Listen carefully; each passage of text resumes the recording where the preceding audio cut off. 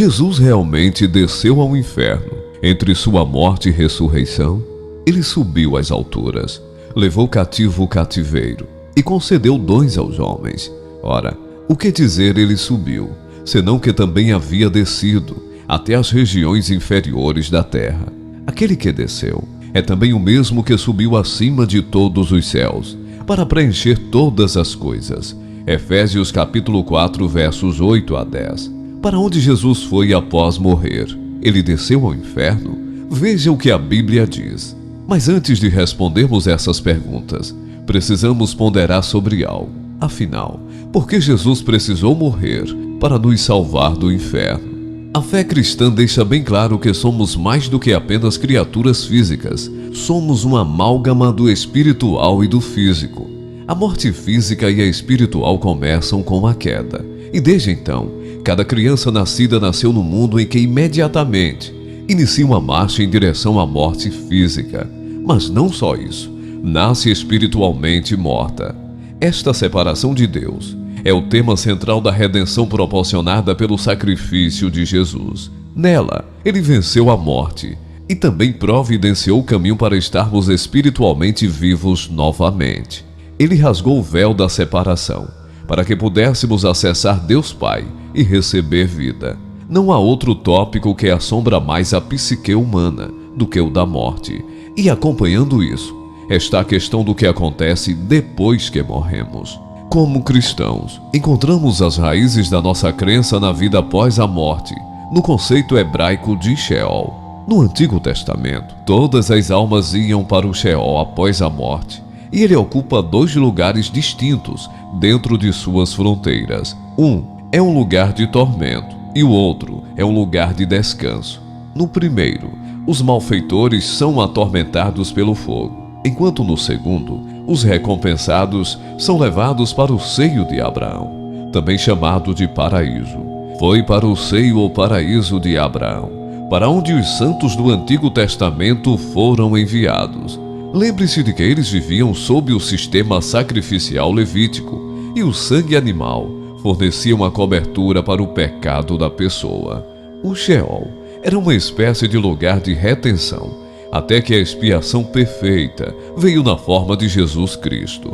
Veja Gálatas capítulo 3, verso 16, Gálatas capítulo 4, versos 4 e 5, Gênesis capítulo 22, versos 17 e 18. À medida que o Novo Testamento se desenrola, observam-se as semelhanças entre o Hades grego e o Sheol hebraico, na história de Jesus sobre o homem rico e Lázaro. Em Lucas capítulo 16, versos 19 a 31, descobrimos que no Hades, como no Sheol, existe um lugar de tormento, bem como um paraíso. O paraíso grego, Elysium, é trocado pelos autores bíblicos pelo seio de Abraão. Outras semelhanças notáveis, Sheol e Hades, estão ambos localizados sob a terra. Números capítulo 16, versos 30 a 33, Filipenses capítulo 2, verso 10. Nada de frutífero é realizado, nem se encontra sabedoria. Eclesiastes capítulo 9, verso 10. E ninguém louva a Deus. Salmos 115, verso 17. A palavra hebraica Sheol é geralmente traduzida para a palavra inferno, que é infeliz e enganosa. Além disso, no Novo Testamento, descobrimos que a palavra grega Hades é frequentemente traduzida também pela palavra inferno, mas nenhum destes lugares é inferno. E é aqui que começa o problema. Ao olharmos para Apocalipse capítulo 20, verso 14, encontramos uma descrição dos eventos após o julgamento do trono branco. A morte e o Hades foram lançados no Lago de Fogo. O Lago de Fogo é outro descritor do inferno. Se Sheol e Hades fossem o local do inferno, então este versículo não faria sentido. Contudo, há outra palavra usada pelos escritores do Novo Testamento, que é traduzida como inferno, que ajudará a esclarecer esta questão. A palavra grega Geena descreve um lugar de punição eterna e se ajusta ao nosso conceito de inferno, assim como a descrição fornecida por Jesus, Mateus capítulo 8, verso 12, Mateus capítulo 25, verso 4, Marcos capítulo 9, verso 43. Como descobriremos, o inferno não era o destino de Jesus, conforme declarado por muitos estudiosos, mas na verdade, o Hades. O que a Bíblia diz sobre a descida de Jesus ao Hades? Existem várias referências bíblicas à descida de Jesus, e o próprio Jesus profetizou sobre isso, em Mateus capítulo 12, verso 40. Pois como Jonas esteve 3 dias e 3 noites no ventre da baleia, assim estará o Filho do Homem, 3 dias e 3 noites no seio da terra. Existem duas visões principais sobre este tópico. Uma é que Jesus desceu ao Hades conforme, enquanto a outra nega que o evento ocorreu, e há nuances variadas de cada uma dessas opiniões. Para efeitos deste vídeo, assumiremos a posição anterior e mais bem acentuada. Devemos ter em mente desde o início que os primeiros pais da igreja, Tertuliano, Hipólito, Orígenes, Clemente de Alexandria e Tomás de Aquino, todos concordaram que Jesus foi para o Hades, conforme declarado no Credo. Além disso, os dois grandes reformadores, João Calvino e Martinho Lutero, partilhavam a opinião dos pais da igreja sobre este assunto. Lutero via a descida como uma parte do sofrimento de Cristo pelos pecados da humanidade, enquanto Calvino via como uma demonstração de Cristo, suportando a agonia da separação de Deus. Orígenes, um dos teólogos mais influentes dos primeiros séculos, ofereceu uma interpretação mais alegórica da descida de Jesus ao inferno. Ele via a descida como uma expressão da abrangência da obra redentora de Cristo, alcançando todas as partes da criação, incluindo os mortos. Orígenes também acreditava que Jesus pregou aos espíritos em prisão, oferecendo-lhes a salvação. Hipólito, um importante teólogo e exegeta, também mencionou a descida de Jesus ao inferno. Ele interpretou este evento como a libertação dos justos do Antigo Testamento, que aguardavam a vinda do Messias. Para Hipólito, a descida de Cristo ao inferno era uma demonstração do triunfo de Deus sobre a morte e o pecado. Em Efésios capítulo 4, versos 8 a 10, aqui Paulo está descrevendo dons espirituais para a igreja em Éfeso e comenta o Salmo 68, verso 18. Ele infere do Salmo que antes da ascensão de Jesus, ele havia descido às partes mais baixas da terra, o que seria uma referência ao Hades. A resposta à pergunta, por que ele desceu ao Hades, foi inicialmente evasiva, mas lentamente começou a entrar em foco. Jesus estava em missão, e sua missão no Hades era basicamente tripla: pagamento, proclamação e emancipação. Quais foram os 3 estágios específicos da missão de Jesus no inferno? A primeira etapa de sua missão foi o pagamento. Ele desceu para fornecer reparações completas pela pena do nosso pecado. Gálatas capítulo 1, verso 4. As Escrituras deixam claro que a penalidade pelo pecado é a morte. Jesus levou nossos pecados na cruz e morreu por nossos pecados. Romanos capítulo 6, verso 23. Tenha em mente que há uma grande diferença entre cometer o pecado e suportar o pecado, mas mesmo na prática, deve haver uma prestação de contas. João Calvino escreveu: se Cristo morresse apenas corporalmente, teria sido ineficaz. Não, ao mesmo tempo era conveniente que ele sofresse a severidade da vingança de Deus para apaziguar sua ira e satisfazer seu julgamento. Por esta razão, ele também deve lutar corpo a corpo com os exércitos do inferno e o pavor da morte eterna. A segunda parte de sua missão é encontrada nos versículos mais citados, que fazem referência à descida de Jesus. 1 Pedro capítulo 3, versos 18 a 20. Se você estudar esta passagem, o que descobrirá é um resumo da obra de Cristo na terra.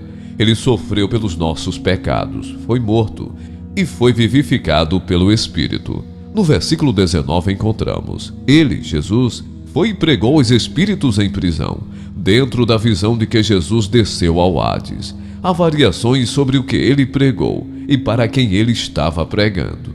Um estudo de palavras revela que a palavra pregou, utilizada aqui, não é a palavra típica que encontramos nos escritos do Novo Testamento, significando compartilhar as boas novas ou o Evangelho.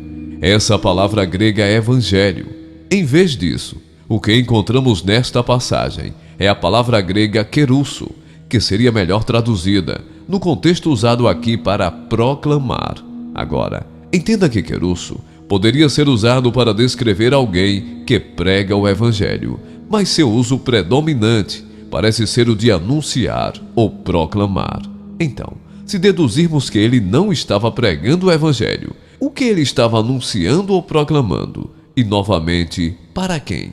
Hebreus capítulo 2, versos 14 e 15, afirma que Jesus se tornou carne e sangue para libertar aqueles que estavam em cativeiro. 1 Pedro capítulo 4, verso 6 nos diz: por esta razão, o evangelho foi pregado também aos que estão mortos, para que sejam julgados segundo os homens na carne, mas vivam segundo Deus no Espírito.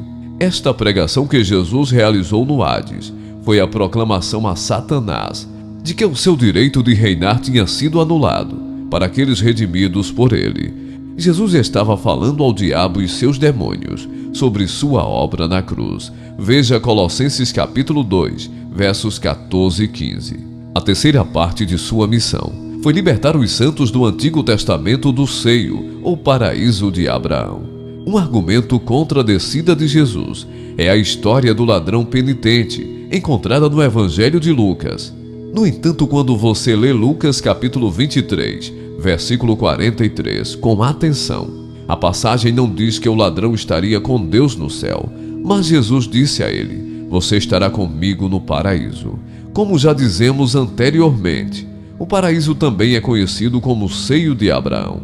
Lembre-se, a nova aliança não começa até a ascensão de Jesus. Assim, o ladrão penitente está sob a antiga aliança, 40 dias após a sua ressurreição.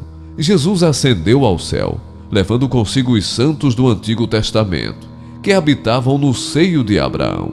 Efésios capítulo 4, verso 8. E desde a sua ascensão, o seio de Abraão permaneceu vazio. Todos os crentes agora vão direto para o céu após a morte. João capítulo 14, verso 6. Enquanto aqueles que rejeitam a Cristo vão para o Hades, os ímpios são os únicos ocupantes deste lugar, e ainda é uma habitação temporária.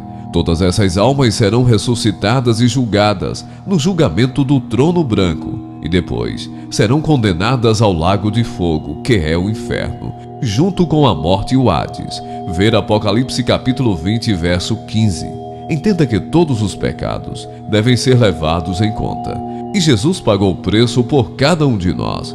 Tudo o que devemos fazer é receber seu presente. Ao receber, podemos então entrar no céu. Rejeitá-lo é declarar que você quer pagar pelo seu próprio pecado, e é exatamente isso que acontecerá. Cada um de nós deve tomar a decisão de olhar para Deus e declarar: faça-se a tua vontade. Ou Deus olhará para aqueles que rejeitam a Cristo e declarará: faça-te a tua vontade. Conclusão: tal como os primeiros pais da igreja, nós também podemos descansar no conhecimento de que Jesus morreu na cruz pelos nossos pecados. Ele desceu ao Hades, pagou o preço por nós, proclamou sua vitória sobre o inimigo e libertou os santos do Antigo Testamento. Além do mais, ele pegou as chaves do Hades e da morte. Eu sou aquele que vive e estava morto, e eis que estou vivo para todo sempre. Amém.